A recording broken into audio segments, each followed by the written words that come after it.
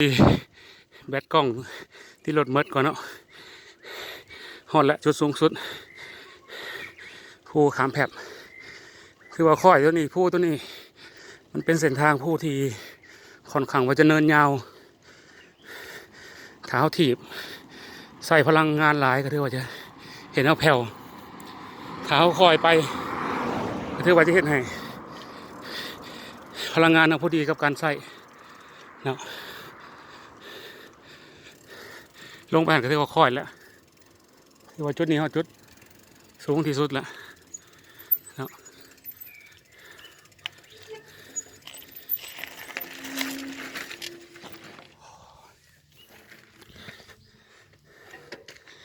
เอาละเด้อจุดที่สูงที่สุดแล้วเนาะตัวนี้ซีเมนเพิ่นกำลังเฮ็ดสิปรับทางไปหาตัวรีสอร์ทตัวทั้งหลุมนี้เนาะอันนี้ก็พูดเขาก็ตามมาที่สอง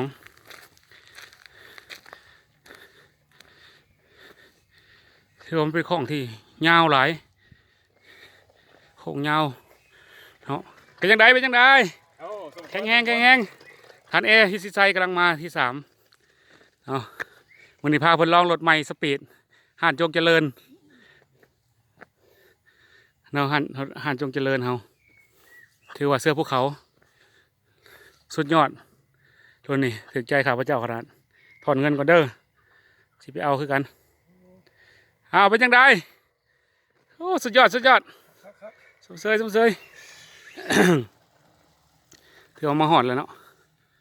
จุดสูงสุดของภูคำแผบหอยโข่งด้านแตก